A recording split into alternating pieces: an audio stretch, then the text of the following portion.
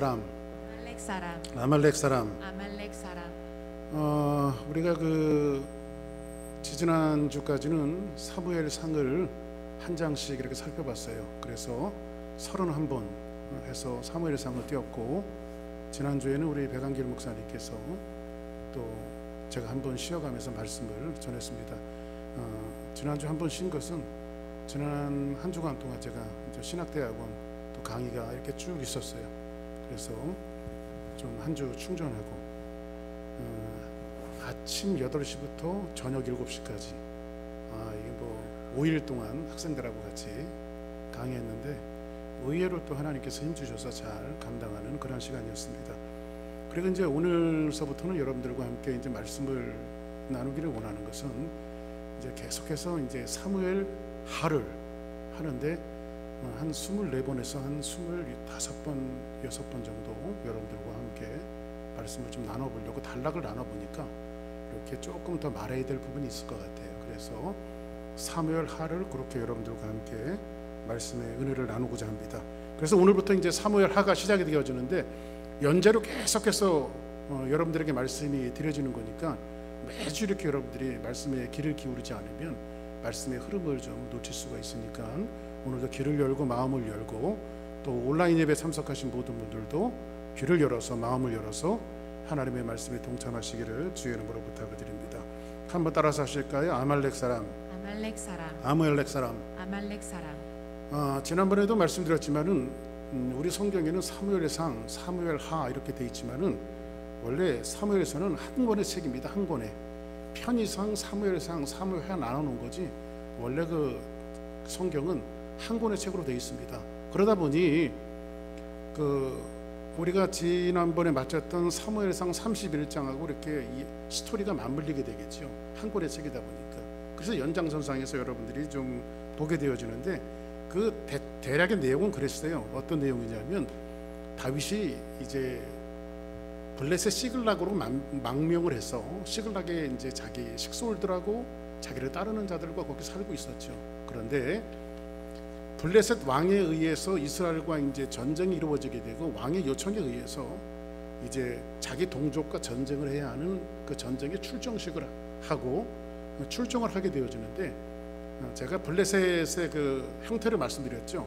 그래서 부족 중심의 수장들이 다 있기 때문에 이제 왕도 있지만은 그 부족 중의 수장들이, 족장들이 다윗이 말머리를 들려서 우리를 공격하면 전쟁에 낭패 볼 수 있으니까 길을 쓰고 다윗이 전쟁에 참여할 것을 반대해서 결국은 이제 다윗이 자기와 함께 전쟁에 참여했던 군사들과 다시 시글락으로 다시 되돌아왔습니다.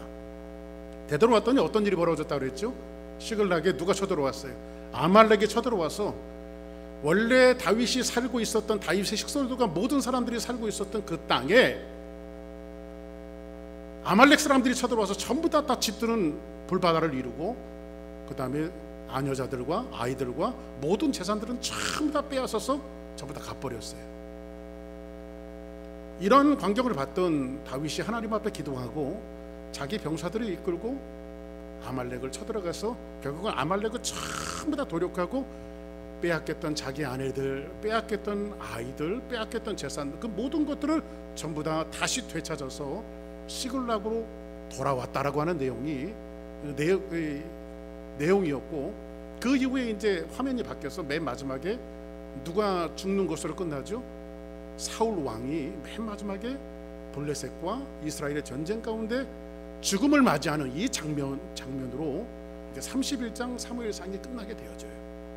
그러면 오늘 그 시글락으로 다윗이 돌아와서 지금 오늘 말씀해 보니까 이틀이 지났어요. 이틀이. 근데 여기에 이틀이 지났을 때에 아말렉 소년 하나가 누구를 찾아오냐면 다윗과 그의 수하들을 찾아옵니다. 자, 그럼 말씀 한번 볼게요. 자, 뭐라고 말하냐면,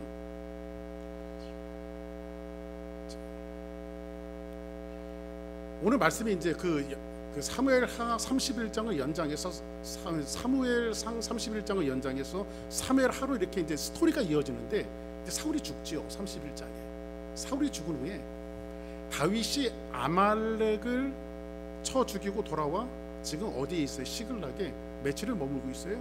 이틀을 머물고 있었어요. 그런데 사흘째 되는 날에 한 사람이 사울의 진영에 왔는데, 그 사흘째 되는 날에 한 사람이 누구를 찾아왔냐면 다윗을 찾아왔어요. 진영에서 나왔는데 그 옷은 찢어졌고 머리에는 흙 있고, 그가 다윗에게 나와 이제 엎드려 이제 절하면서 뭔가를 이야기합니다. 무엇을 이야기하냐면 다윗이 그 사람을 보고 그에게 묻되 너는 어디서 온 녀석이냐 이렇게 묻죠.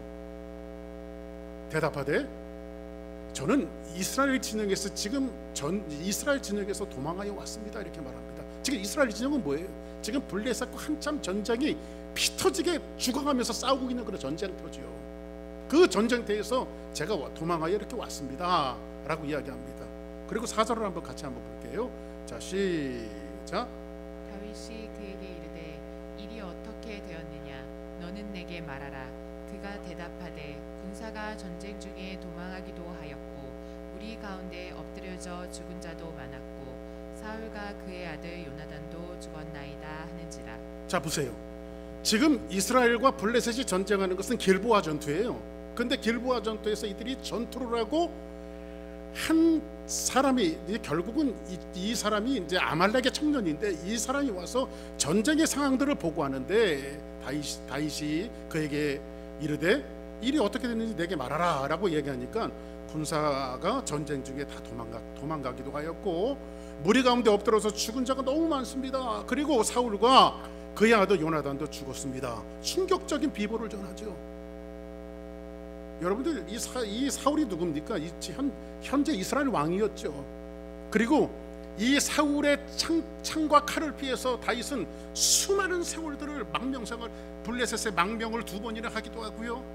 또 광야로 굴속으로 다니면서 자기의 몸을 피해서 도망했던 세월들이 한참의 세월이 흘렀던 그 정적이 누구예요? 바로 사울이에요. 근데 사울이 지금 죽었다는 거예요. 근데 사울만 죽은 것이 아니라 여인의 사랑보다 훨씬 더 진하게 사랑했던 이 남녀의 사랑이 있었죠. 남자들의 사랑이 있었죠. 바로 다윗과 요나단이에요. 그래서 다윗이 뭐라고 말하면 다윗과 요나단의 사랑을 남녀의 사랑보다 훨씬 더 진한 사랑으로 성경은 표현하고 있어요. 근데 그 자기의 하나밖에 없는 친구 이 요나단이 죽었다라고 하는 비보를 지금 듣게 되어집니다. 자, 그러니까 이 다윗이 지금 이 소년에게 뭔가를 지금 묻고 있는데 여기 한 가지 문제가 있어요. 지금 결국은 이 소식을 전한 이가 누구냐면 오늘 설교 제목이 아말렉 사람이죠. 근데 이제는 어떤 그 흐름 속에 있냐면 한 시대는 죽어요. 누가 죽어요? 사울이 죽어요. 그리고 하나님의 왕국이 감춰져 있는 다윗의 왕국이 이제는 부상하면서 이스라엘 나라로 회복할 거예요. 하나님의 섭리에 의해서. 근데 그 텀 속에 지금 누가 나타나고 있냐면 아말렉 사람 하나가 나타나서 지금 사울의 죽음과 요나단의 죽음과 이런 비보에 대해서 지금 요 텀 사이에 나타나고 있다라고 하는데 우리가 조금 귀를 기울일 필요가 있어요. 왜냐하면 지금 이 아말렉 소년 하나가 나와서 지금 뭔가 다윗에게 보고를 하고 있는데 이 보고가 참이 아니라 거짓이에요. 이 거짓이 왜 그러냐면 보세요. 한번 5절 볼게요. 다윗이 자기에게 알리는 청년에게 묻되 사울과 그의 아들 요나단이 죽은 줄을 내가 어떻게 하느냐? 너 한번 상세하게 얘기해봐라. 어떻게 사울과 요나단이 어떻게 죽었는지 네가 한번 얘기해봐라. 그렇게 얘기하죠. 그렇게 말하고 있죠. 그랬더니 6절에 보니까 그에게 알리는 청년이 이르되 내가 우연히, 자 여기서부터 거짓말이에요. 이 청년이 내가 우연히 길보아 산 위에 올라가 보니 사울이 자기 창에 기대고 병거와 기병은 그를 급히 따르는데 사울이 뒤로 돌아 나를 보고 부르기로 내가 대답하되 내가 여기 있나이다 한즉 이게 다 거짓말이죠. 그리고 한번 8절 한번 볼까요? 시작.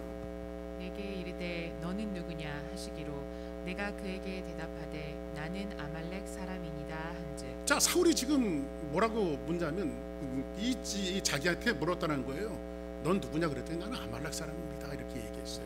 그랬더니 9절에 보니 또 내게 이르되 내 목숨이 아직 완전히 있으므로 내가 고통 중에 있나니 청하건대 너는 내 곁에 서서 나를 죽이라 하시기로 이렇게 말합니다. 자, 그러면 대충 여러분들이 이제 이 말씀이 내용의 흐름을 좀 아실 거예요. 이것은 뭐냐면 오늘 본문이 이 사무엘하 1장이 우리에게 던져주고 있는, 살펴보고자 하는 중요한 주제를 이 말씀을 통해서 우리에게 이야기해주고 있어요. 이것은 뭐냐면 왜 아말렉 청년이 자기가 사울을 죽인 것처럼 거짓을 했을까요? 사실 그 전에 보면 좀 이따 또 다시 한번 말씀드리겠지만 사울이 블레셋 사람들에게 화를 맞죠. 그리고 많이 지쳐 있을 때 자기 부관 하나에게 자기를 죽여달라고 말하죠. 왜? 그 이유가 뭐였죠? 내가 할례를 받지 않은 이방인에게 내가 칼을 맞고 죽느니, 할례 받지 못한 사람에게 죽느니 네가 차라리 나를 죽여라 말하죠. 그때에 그 부관이 무기 든 자가 차마 그 일을 하지 못하죠. 그 결국은 사울 스스로가 자결을 해요. 그러니까 사울은 자살이죠. 자기 스스로가 죽어요. 근데 여기 나타났던 아말렉 청년 하나가 지금 그 사울을 지금 누가 죽였다고 말해요? 자기가 죽였다고 말해요. 오늘 우리가 사무엘상 31장 우리가 조금 전에도 말씀드렸지만은 사울과 그의 아들 요나단, 그다음 아미나답, 말기수, 이 사람들이 전부 다 누구에게 죽임을 당합니까? 블레셋 사람들에게 죽임을 당하죠. 사울은 활로 중상을 입어서 결국은 자기 생명을 자기가 끊고 말죠.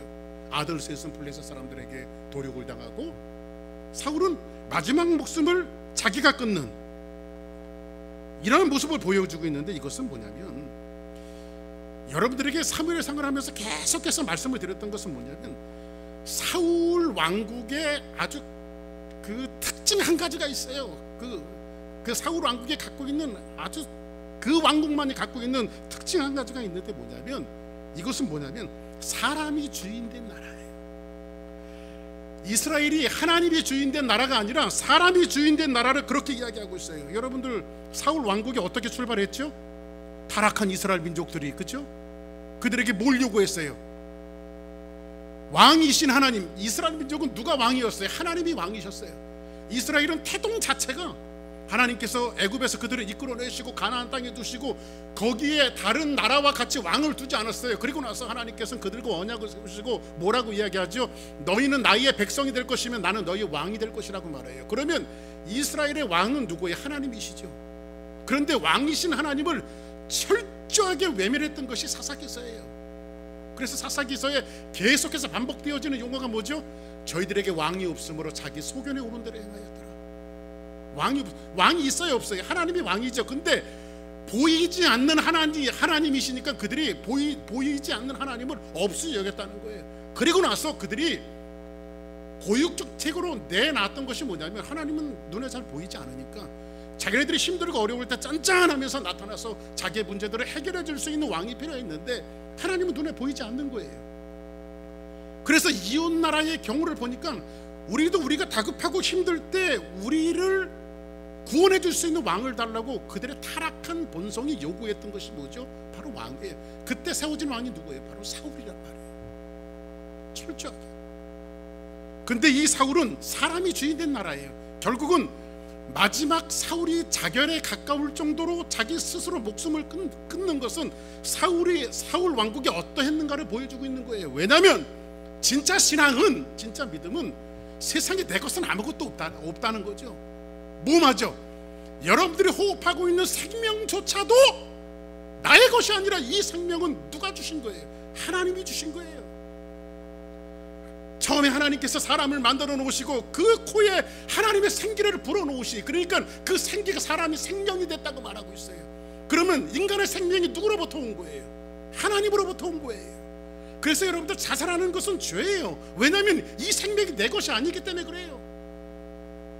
하나님으로부터 왔기 때문에. 그런데 사울은 마지막 자기의 생명을 자기가 끊는 것은 뭐냐면 생명조차도 내가 주인이라고 하는 사실을 철저하게 마지막까지 보여주고 있는 장면이에요. 한번 따라하겠습니다. 세상에 내 것은 없다. 그렇죠? 세상은 내 것이 없습니다. 여러분 뭐 자녀들을 키우고 있지만 저 자녀들이 내 게 아니에요. 하나님이 여러분들에게 맡겨주신 자들이지 여러분 자녀들도 여러분의 것이 아니에요. 그래서 자녀들을 키울 때 우리가 늘 신앙적인 태도와 바람직한 태도가 뭐예요? 그 자녀들을 하나님의 말씀을 따라 기도하면서 자녀들을 잘 양육하는 것이 마땅한 신앙인의 본분이고 성숙된 사람들의 본분인 거예요. 자, 그러면 이렇게 사무엘하 1장에서 시작되면서 이제 여기에 어떤 청년이 나타나요? 아말렉 청년이 자기가 누구를 죽였다고 지금 보고하고 있는 거예요. 거짓을 보고하고 있어요. 사울의 죽음에 자기가 일조를 했다라고, 그렇죠? 사울을 죽였다라고 지금 거짓 보고를 하고 있어요. 자, 보세요. 이제 이렇게 흐름상 보자면 이 청년은요 아마 정치적인 흐름에 굉장히 예민했던 것 같아요. 왜냐하면 장차 이 나라의 힘이 지금 사울은 죽었고 이 나라의 힘이 지금 누구에게 넘어갈 거로 기대하고 있어요. 이제 다윗에게 물 흐르듯이 넘어갈 것을 이 청년은 지금 예민하게 지금 그걸 느끼고 있어요. 본능적으로 느끼고 있어요. 그래서 지금 다윗을 찾아가서 그의 수하들을 찾아가서 뭐라고 말하냐면, 제가 그 전쟁터에서 여차저차 해갖고 사울이 이렇게 기대에 있는데 죽여달라고 그래서 내가 이 사람을 죽였습니다. 사울 왕을 죽였습니다. 왜냐하면 사울이 누구예요? 오랜 정정한이에요. 지금 사울을 피해 다니는 세월이 수많은 세월이 흘렀어요. 지금요. 그래서 이게 뭐 1년, 2년 한번 이렇게 생각해 보세요. 이 코로나 바이러스가 1년, 2년 끝나지 않고 10년, 20년 간다 그러면 세상에 살 맛이 안 나겠죠. 그렇죠?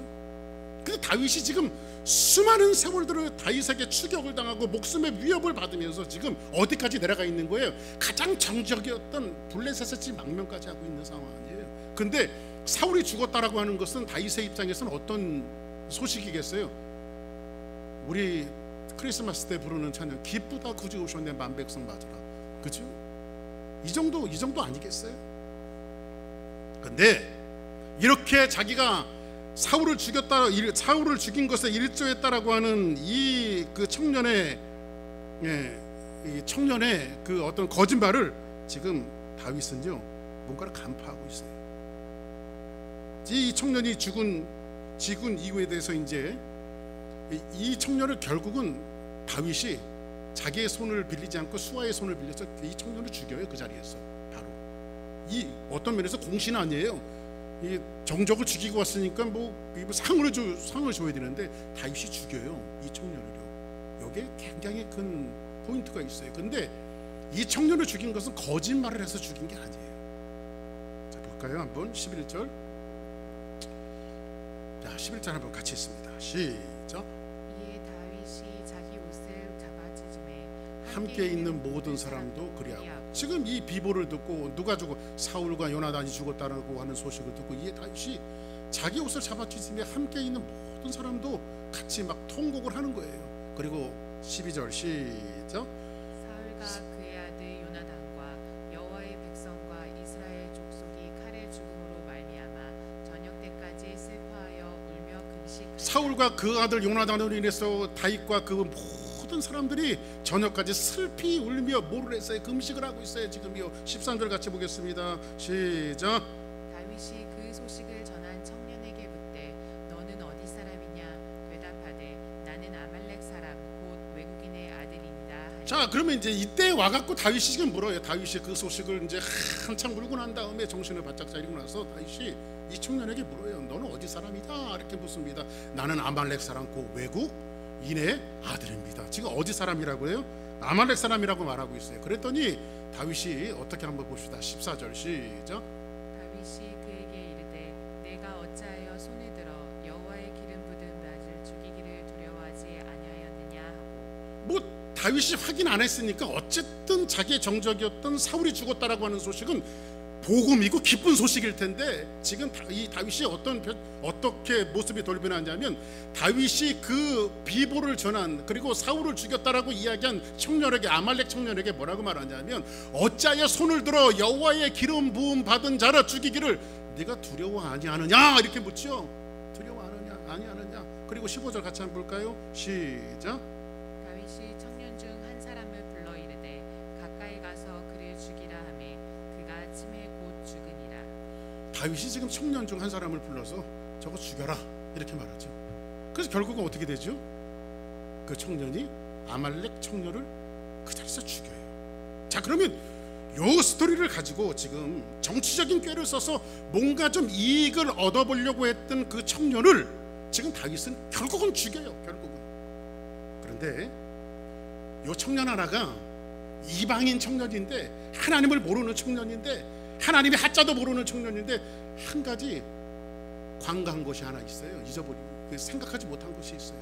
다윗은 첫째로는 정치인이고요, 두 번째로는 군인이고요, 세 번째로는요, 다윗은 신앙을 가진 신앙인이며 신학자예요. 오늘 이 말씀을 통해서 다윗이 이 사건을 지금 어떻게 받아들이고 있냐면 신앙과 신학적인 관점에서 받아들이고 있다는 거예요. 지금 표면상으로 나타났던 이 환경을 보면 오랜 세월 지긋지긋하게 쫓아다녔던 사울이 죽었으니까 이것이 자기에겐 기쁜 소식이 될 수 있지만, 다윗은 총체적인 그 일들을 바라봤을 때에 눈앞에 있는 좋고 나쁘고의 어떤 그 환경을 따라서 그것을 이해한 것이 아니라 하나님의 관점에서, 신앙적인 관점에서, 신학적인 관점에서 이 사건을 이해했다는 거예요. 그런데 이 청년이 그걸 몰랐어요. 그래서 성경은 뭐라고 말하죠? 내가 어찌 하나님의 기름 부음 받은 자를 죽이기를 두려워하지 아니하느냐. 이 말씀이 우리에게 주시는 그 영적인 의미가 있어요. 물론 우리가 흔히 이야기하는 뭐 안수 받아서 기름 부음 받는 사람에게 대들면 죽는다 그런 소리를 하는 것이 아니고, 오늘 여기서 말하는 것은 뭐냐면 하나님의 나라라고 하는 관점에서 그분의 나라와 그분의 왕국은 사람의 어떤 외적으로 인위적으로 자기적으로 세워지는 것이 아니라 어떤 사람에 의해서, 사람의 공력에 의해서 세워지는 것이 아니라고 하는 것을 다윗은 사울에게 쫓기면서 몸으로 체득하는 거예요. 그게요. 사람의 고난이 있으면요, 사람이 훨씬 더 성숙해진다고요. 다윗이 사울에게 쫓겨다니면서 굴 속에서 죽는 줄 알았는데, 거기 굴 속에서도 하나님이 살려주시고, 맨 마지막 이제는 죽었구나라고 생각했을 때에 하나님께서 그를 건져주시고, 세상에 어디로 가도 피할 곳이 없다라고 생각할 때 다윗이 시편을 통해서 이야기하는 것이 뭐라고 말씀드렸죠? 하나님께 피하는 자가 복이 있으며, 내가 세상 어느 나라를 가보고 어느 광야를 가보고 어느 피난처를 가봐도 하나님께 피하는 자는 복이 있다. 이걸 지금 다윗이 이야기하고 있어요. 그래서 다윗이 광야의 수많은 세월들을 통해서 몸으로 체득했던 것은 뭐냐면, 나는 기필코 하나님께서 내 왕국 속에 감춰 놓으신 예수 그리스도의 왕국이 나를 통해서 만드실 것인데, 이것은 사람의 자기적인 노력과 사람의 힘과 어떤 사람의 공력에 의해서 만들어지지 않는다라고 하는 사실을 다윗은 누구보다 잘 알고 있어요. 그런데 이 한 아말렉 청년이 와서 지금 뭐라고 말하냐면, 당신의 나라가 세워지는데 지금 내가 일조를 했습니다 그럽니다. 그때 다윗이 어떻게 이해했을 것 같아요, 여러분들? 이는 봐라, 너의 노력과 너의 힘으로 하나님께서 그렇게 세우실 리가 없다는 거예요, 하나님의 왕국을요.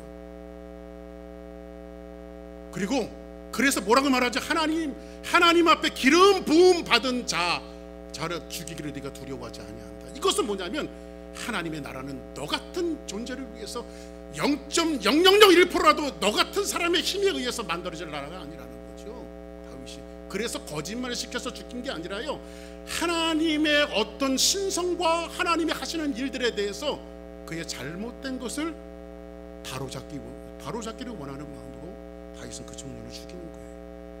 이해되십니까? 무슨 말씀이죠? 그래서 하나님의 나라는요, 복음의 씨앗을 담고 있어요.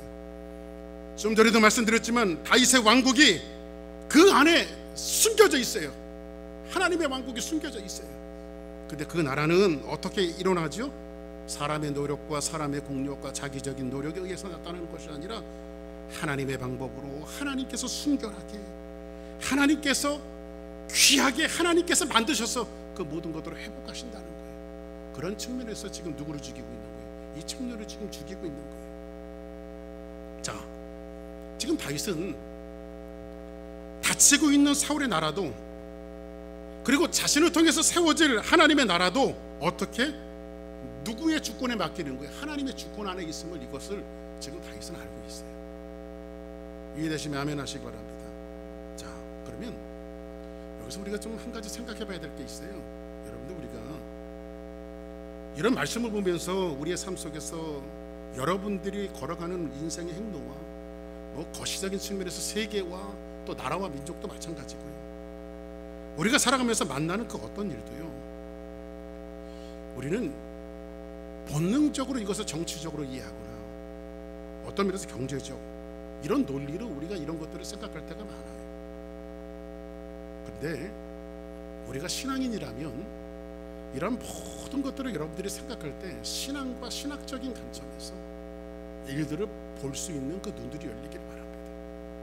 다윗은 오랜 세월과 고통 속에서 그 모든 것들을 신앙과 신학적인 관점으로 볼 수 있는 눈들이 열렸다는데 귀한 것이 있어요. 여러분들이 10년, 20년, 30년 하나님을 믿고 하나님을 섬기면서 이것을 정치적으로, 경제적으로, 또 뭐 다른적으로 여러분들이 그 모든 것들을 이해하는 것이 아니라, 하나님이 어떻게 이 세계와 이 나라와 나의 인생을 어떻게 이끌어 나가시는가, 이것을 신학적인 관점과 신앙적인 관점으로 이해하는 것이 굉장히 중요해요. 뭐 현재 작금의 시대에 있는 코로나 바이러스 같은 것도 마찬가지.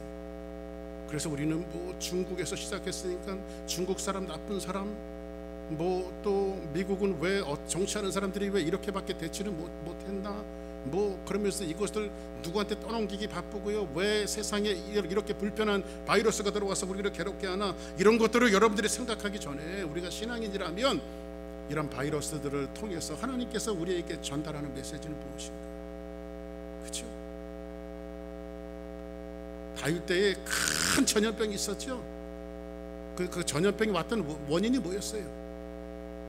다윗이 이 정도 됐으면 우리나라가 좀 강하구나 하면서 전쟁에 나갈 수 있는 사람들을 숫자를 셌단 말이에요. 숫자를. 이제는 그동안 이 나라를 이끄시고 이 나라를 세워주신 것이 하나님이신데, 하나님이 나라를 이만큼 세워주셨는데 다윗은 이 정도 됐으면 나도 좀 힘이 생겼지 하면서 지금 전쟁에 나갈 수 있는 사람 숫자를 세니까 하나님께서 전염병을 보내셨어요. 우리가 살아가면서 가장 문제가 뭔지 아십니까? 이 정도 벌었으면, 이 정도 공부했으면, 이 정도 내가 쌓았으면 좀 괜찮겠지. 그래서 여러분들, 많이 공부했을 때가 위험할 때고요, 돈 좀 벌릴 때가 위험할 때고요, 네? 좀 명예를 가졌을 때가 가장 위험한 때예요. 그렇잖아요. 올라갈 만큼 올라간 사람들, 그냥 추풍 낙엽 떨어지듯이 떨어지는 사람들 보세요. 작은 일 하나에 걸려서 넘어지고 쓰러지고, 그죠? 떨어지는 모습들을 보잖아요. 그래서 우리는 작금에 일어나는 모든 형태와 여러분의 삶도 마찬가지예요. 여러분의 삶도 마찬가지예요. 지난 며칠 전에 저희 어머니하고, 한국에 계신 어머니하고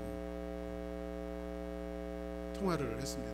저희 어머니는 평생을 기도하시면서 살아오신 분이라 제가 이제 가끔 통화하면은 기도 제목을 좀 드려요. 어머니, 여기 뭐 교회가 이게 얼른 이게 좀 정리가 돼야 이전할 텐데 교회 좀 빨리 매매돼서 우리가 또 다음 일들을 잘 진행할 수 있도록 기도 좀 해주세요. 그래서 저희 어머니가 다 기도를 하시죠. 그랬더니 하나님이 너무 당연하고 지당하신 기도 응답을 하셨어요. 그게 뭐냐면, 저희 어머니 그러세요. 강 목사야, 내가 하나님 앞에 기도했더니 나는 그 기도 하지 말랜다 그러시는 거예요. 왜요? 그랬더니 내가 이미 내 종의 기도를 다 듣고 있다. 그리고 때가 되면 내가 할 거니까 너는 다른 기도해라 그러시더래요. 자기는 그래서 그 기도 안 하기로 했대. 우리 어머니가. 너무 당연하죠. 그렇죠? 그러니까 하나님께서는 참 보면 굉장히 페어하신 분이에요. 제가 볼 때는 하나님의 때가 되면, 그러니까 그 기도 속에 또 한 가지 왔던 응답은 뭐냐면, 안 하시겠다는 뜻이 아니라 하시겠다라고 하는 뜻이에요. 그러니까 때가 되면 이룰 줄 믿습니다. 할렐루야. 응? 자, 이렇게 다윗이 요나단과 사울이 죽었다라고 하는 소식을 듣고 이제 그 애도하는 애가를 져요. 애도하는 애가를 지는데 우리 성경 한번 쭉 넘어가서 24절 25절 한번 같이 읽어보기 원합니다. 시작. 이스라엘 딸들아 사울을 슬퍼하여 울지어다. 그가 붉은 옷으로 너희에게 화려하게 입혔고 금 놀이개를 너희 옷에 채웠도다. 같이 시작. 오호라 두 용사가 전쟁 중에 엎드려졌도다. 요나단이 내 산 위에서 죽음을 당하였도다. 자 보세요. 이 다윗이 이제 자기의 친한 친구 요나단과 그 자기의 정적이었던 사울이 죽은 모습을 보고 노래를 지어서 애가를 불러요. 이 말씀이 사회적으로, 국가적으로, 정치적으로, 신학적으로 큰 의미를 던지고 있어요 우리에게. 이건 뭐냐면 다윗이 그 두 사람의 비통한 죽음 앞에서 유명한 애가를 지어서 부르는데, 사람의 죽음 앞에서 지금 사울은 누구예요? 원수 중에 그런 원수가 없죠. 그렇죠? 그런데 요나단은 누구예요? 친구 중에도 그런 친구가 없어요. 다윗의 정적은 사울이죠. 요나단은 여인의 사랑보다 더 큰 사랑을 갖고 있었던 자기 하나밖에 없는 친구였죠. 근데 이 두 사람의 죽음이, 가장 큰 원수도 가장 친한 친구도 이 두 사람이 죽음 앞에서 하나가 되어져. 그리고 함께 울어버리죠. 다윗이 오라 두 용사가 전쟁 중에 엎드려졌도다. 요나단이 내 산 위에 죽음을 당하였도다 하면서 울고 있어요.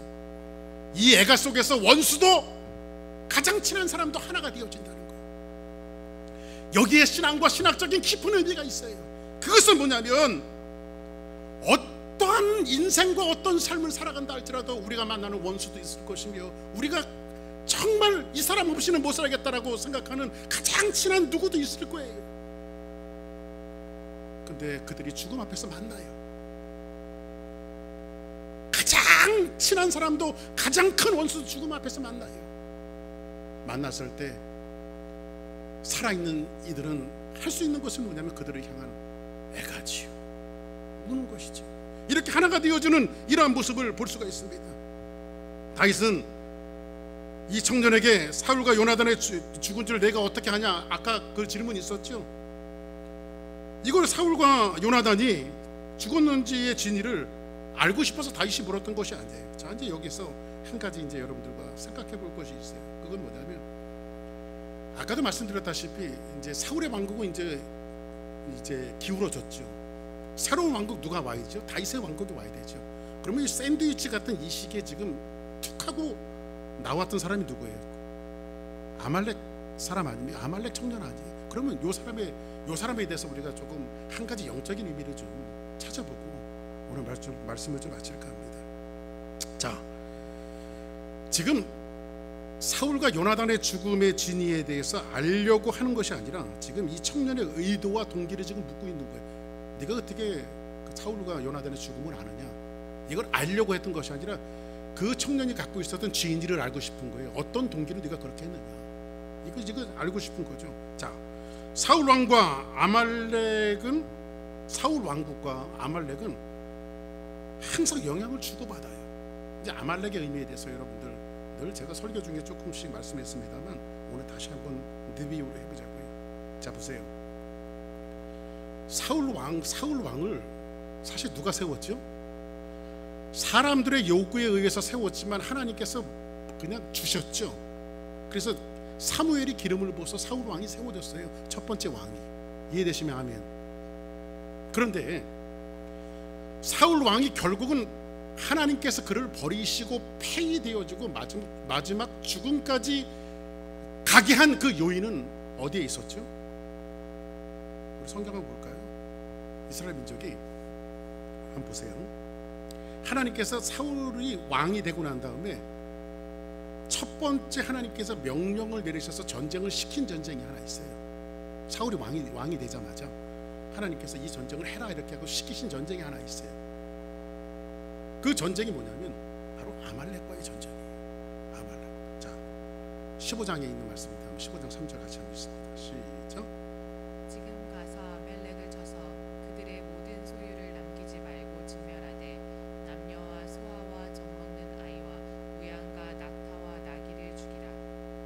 자 보세요.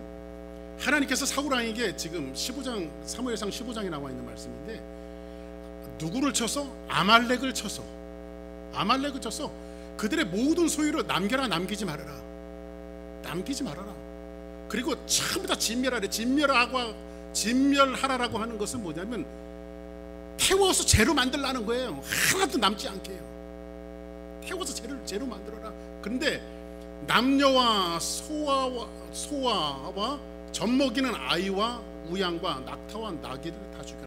그러니까 이게 뭐 좀 어떨 때 보면 성경이 좀 잔인한 모습이 보여요. 뭐 애들까지 애들이 무슨 죄가 있냐고, 다 죽여라 이렇게 말하죠. 그랬더니 요 말씀에 전쟁을 하고 하나님께서 승리를 주세요, 사울에게.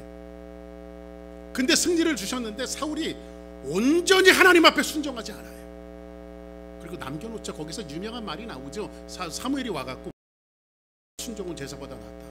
이제 오늘부터 하나님께서 왕을 버렸습니다.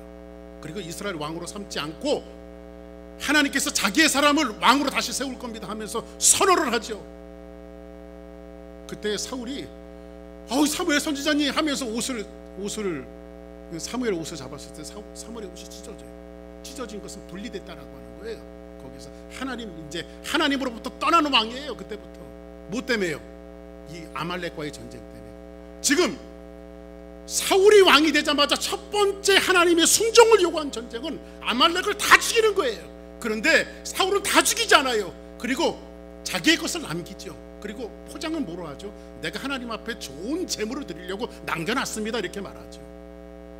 여기서부터 문제가 생겼어요. 왜냐하면 왜 하나님께서는 아말렉을 저토록 미워하시고 아말렉을 진멸하라고 할까요?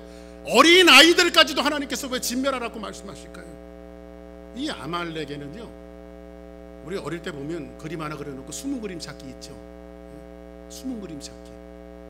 숨은 그림자가 있어요. 숨은 그림이 있어요. 이 아말렉이라고 하는 총체적인 데는요, 숨은 그림이 있어요. 이 숨은 그림이 뭐냐면요, 구속사적인 그리고 신학적인 그런 이유가 이 말씀 속에 담겨져 있는데, 하나님께서 이스라엘 민족을 400년 동안 애굽에서 종살이하게 하시고 유월절 밤을 지내게 하시고 그들을 하나님의 백성으로 선택하시고 홍해바다를 도하해서 그들을 전부 다 구원해내시고 그들을 하나님의 백성 삼으셔서 그들을 어디로 가게 합니까? 가나안 땅으로 걸어가다가 첫 번째 맞닥뜨린 전쟁이 바로 아말렉과의 전쟁이에요. 아말렉과의 전쟁. 근데 지금 이 이스라엘 민족은 400년 동안 노예 출신들이에요. 군사 조직이라고는 아무것도 없어요. 그에 비해서 아말렉 사람들은 잘 준비된 조련된 군인들이에요. 이 사람들이. 누가 봐도 이 전쟁은 이스라엘이 이길 수 없는 그런 싸움이에요. 그런데도 불구하고 하나님은 이 전쟁을 하라고 말씀하세요. 하라. 근데 그 당시에 모세는 나이가 많으니까 하나님께서 누구를? 모세의 부관이었던 여호사를 내보내서 전쟁을 치르는데, 이 전쟁을 가만히 지금 지켜보니까는 그런 느비듬에서 모세의 손이 올라가서 하나님 앞에 기도하면 이스라엘이 이기고, 모세의 손이 내려오면 누가 이겨요? 아말렉이 이기는 거예요. 요거를 간파했던 사람이 누구냐면 아론과 훌인데, 이게 전장에서의 싸움의 승패가 여호수아에게 달려있는 것이 아니라 모세의 손에 달려있구나, 이거를 간파하고 나서 아론과 훌이 옆에서 손을 들죠. 그리고 나서 하나님께서 이 전쟁을 이스라엘의 승리로 주시는데, 이 전쟁이 승리로 끝나야 되는데 하나님이 이 전쟁을 끝내지를 않으세요. 분명히 성경은 이스라엘이 이긴 거로 끝나는데 하나님께서 이 전쟁을 끝내지 않으세요. 이 사건을 출애굽기 17장에 뭐라고 말하고 있냐면 17장 16절을 우리 한 목소리로 크게 한번 읽어봅시다. 시작. 여호와께서 맹세하시기를 여호와가 아말렉과 더불어 대대로 싸우리라 하셨다 하였더라. 이 전쟁 속에서 여호와께서 맹세하시기를, 여호와가 아말렉과 더불어 지금 이 전쟁을 끝낸 것이 아니라 내가 대대로 싸우겠다. 이 전쟁이 끝났는데 하나님은 이 전쟁을 끝내지 않으세요. 지금이요. 그리고 나서 하나님의 차원에서 계속해서 하나님의 민족과 하나님의 백성들과 이스라엘 아말렉과 싸우겠다라고 말씀하시는데, 이 하나님의 차원에서 이 아말렉이 도대체 뭘까요? 이게 왜 하나님께서는 대대로 아말렉과 싸운다고 말씀하실까요? 근데 그 아말렉이 지금 어디 나타나고 있어요? 사무엘 하에 나타나고 사무엘 상에도 나타나고, 이 아말렉은 계속해서 이스라엘 민족이 가는 길에 계속해서 출현을 해요. 아말렉은 홍해를 건넌 이스라엘 민족들이 가나안을 향해서 가다가 만난 대적이 첫 번째 만난 대적들이에요. 만약에 그냥 이스라엘 민족들이 애굽에 그냥 살고 애굽에서 주는 밥이나 먹고 대충 애굽에서 그냥 살았다면, 홍해 바다를 건너오지 않았다면 만날 수 없는 사람들이 아말렉 사람이에요. 근데 하나님의 구원을 맛보고 홍해 바다를 건넜기 때문에 구원받은 하나님의 백성으로 선택감을 받았기 때문에 만난 민족이 누구냐면 바로 아말렉 사람들이에요. 여기에 영적인 의미가 있는데, 이 영적인 의미는 이것은 계속해서 불어닥치는 구원받은 하나님의 백성들이, 이스라엘 민족은 구원받은 하나님의 백성들 아니에요. 걸어가는 모든 행로 속에 만나는 영적으로 부딪히는 수많은 전쟁들, 이것이 바로 아말렉인 것을 이야기해주고 있고, 여러분의 생명이 끊어져서 하나님 앞에 가든지 아니면 하나님께서 이 땅에 다시 오시든지 주님이 오시든지 둘 중에 하나는 종말로 이루어지는데, 소극적인 종말이 있어요. 여러분이 죽는 그날이 여러분에겐 종말이에요. 그러니까 여러분들 언제 세상이 끝날 건가, 그거 너무 예민하게 생각하실 필요 없어요. 내가 죽으면 그날이 나한테는 종말이잖아요. 그렇잖아요. 근데 언젠가는 또 세상의 종말도 있다고 성경은 이야기해요. 근데 주님 앞에 갈 때까지, 우리의 영혼이 주님 앞에 갈 때까지 우리가 계속해서 싸워야 하는 것은 뭐냐면 바로 아말렉 같은 전쟁들이에요. 여러분, 이 혈통을 따라 올라가다 보면요, 아말렉은 어디의 후손이냐면 에돔의 후손들이에요. 에돔은 누구죠? 에서지요. 야곱에게 늘 태클을 걸었던 이 족속들이 누구예요? 바로 에돔 족속들이에요. 그러니까 이 아말렉이라고 하는 것은 뭐냐면, 구원받은 사람들에게 여전히 남아있는 옛사람의 그림자들이에요. 내가 구원받고 하나님의 백성이 되어졌지만 구원받은 것으로 끝난 것이 아니라, 우리가 광야 같은 인생 주님 앞에 갈 때까지 옛사람의 그림자는 뭐 예수 믿는다고 갑자기 빛이 번쩍번쩍 나고 다이아몬드가 되고 보석이 되고 그런 거 아니잖아요, 여러분들. 그렇잖아요. 우리는 다 죄인이잖아요. 목사님은 좀 괜찮지 않습니까? 저도 죄인이에요. 왜? 사도 바울이 해 아래 의인은 없나니 하나도 없다고 그랬어요. 그렇죠? 해 아래 새 것이 누가 있습니까? 그래서 지난번에도 말씀드렸죠.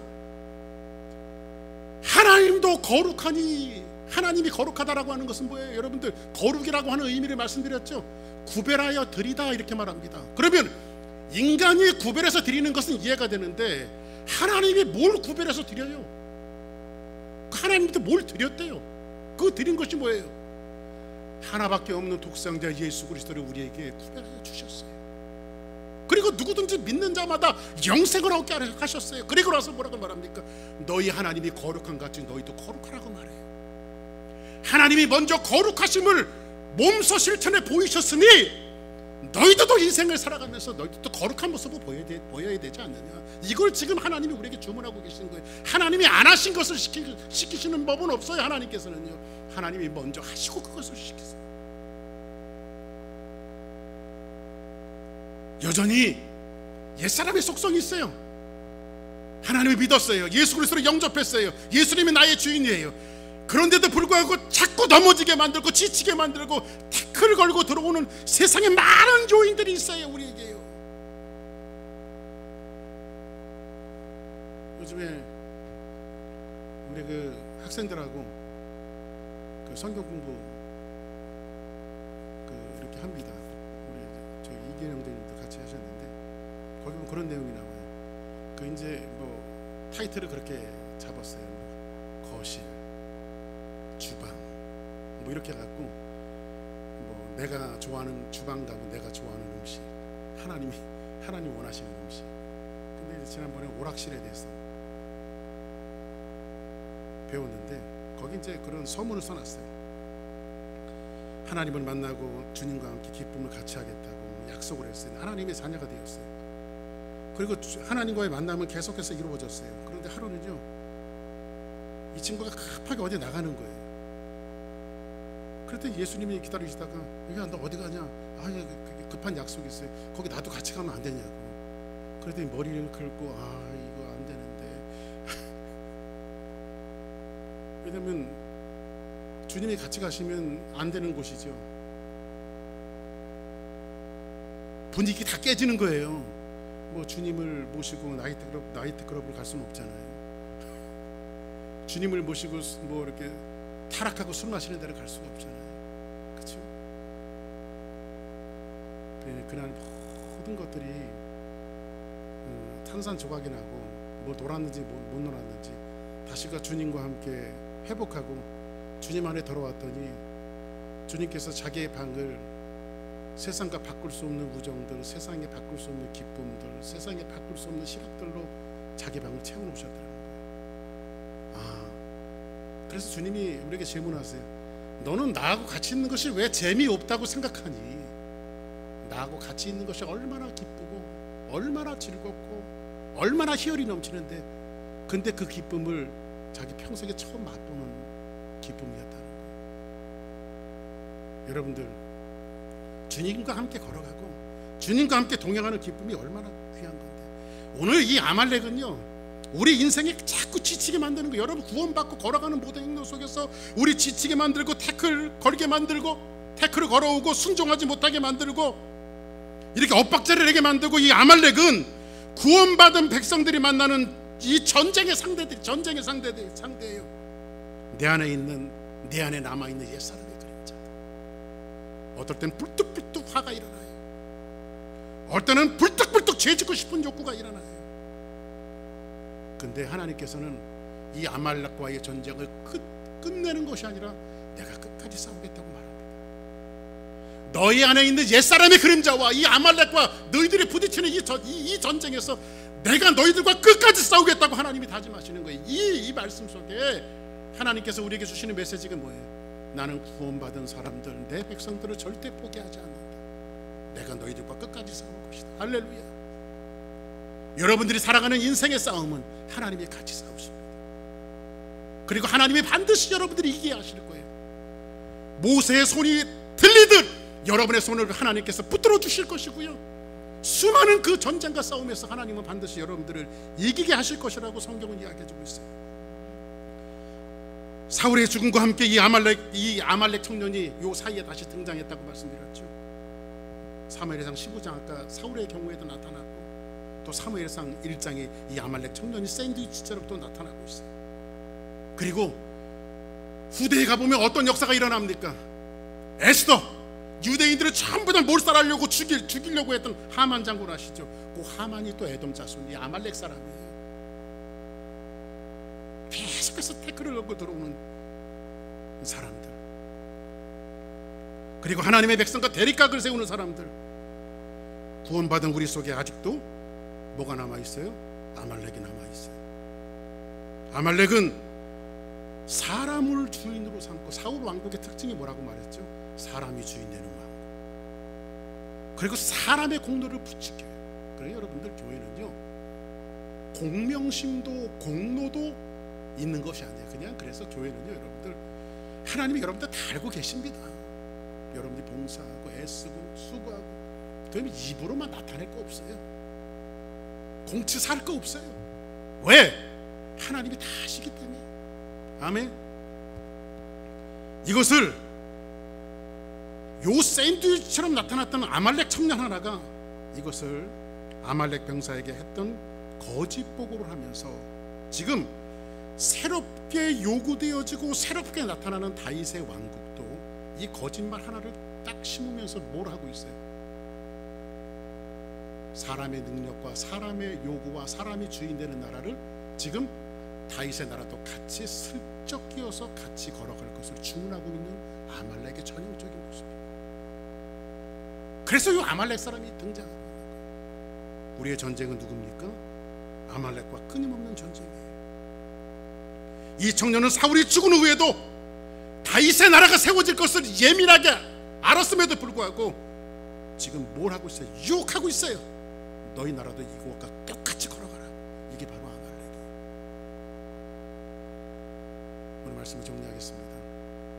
여러분의 인생에서 가차없이 아말렉은 처단해야 합니다. 할렐루야. 이거 타협의 존재가 아니에요. 다윗은 그것을 간파하고 그 자리에서 죽였어요. 그 자리에서. 내가 하나님의 나라가 하나님의 왕국이 그렇게 세워지는 것이 아니다. 나는 하나님의 백성을 하나님의 나라로 너와 같이 걸어가지 않는다.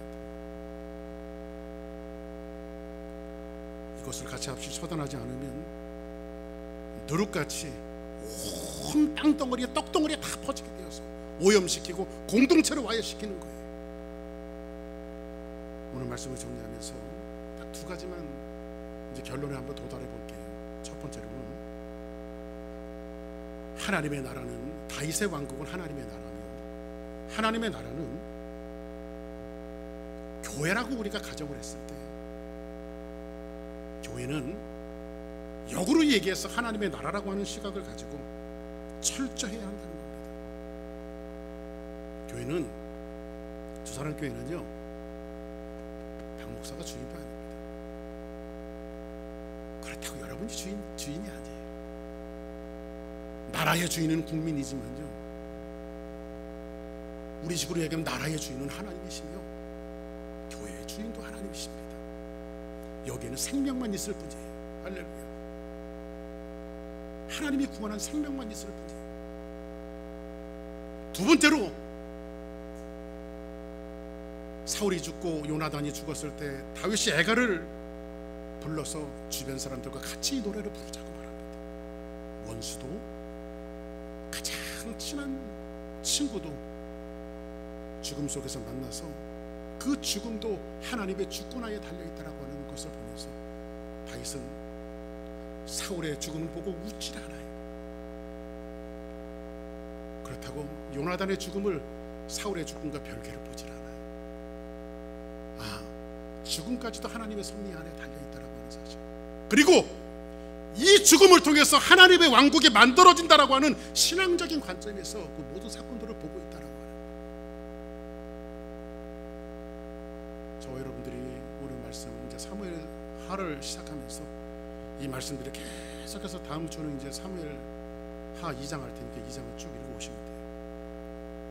말씀을 이렇게 하면서 우리가 모든 우리의 인생이 되어져가는 과정은 교회도 마찬가지고 주사랑교회도 마찬가지고 여러분의 비즈니스나 여러분이 걸어가는 직장이나 모든 것이 이렇게 고백하면 돼요. 하나님, 나는 하나님의 섭리 아래 있습니다. 어떤 일을 하나님께서 주시든지 하나님의 왕국 쪽에 쓰게 하옵소서. 할렐루야. 그리고 내 안에 옛사람의 그림자 아말렉은 그 자리에서 처단하고 하나님 앞에 순종하며 살아가는 사람이 되게 하옵소서. 이렇게 여러분들이 믿음으로 작정하고 오늘 한 주간도 여러분들이 그렇게 걸어갈 때에 하나님께서 여러분들을 승리케 하시고 들으시는 놀라운 승리의 역사가 우리 주사랑 모든 성도들에게 임하기를 예수 이름으로 간절히 축원합니다. 우리 다 같이 자리에서 일어나시겠습니다.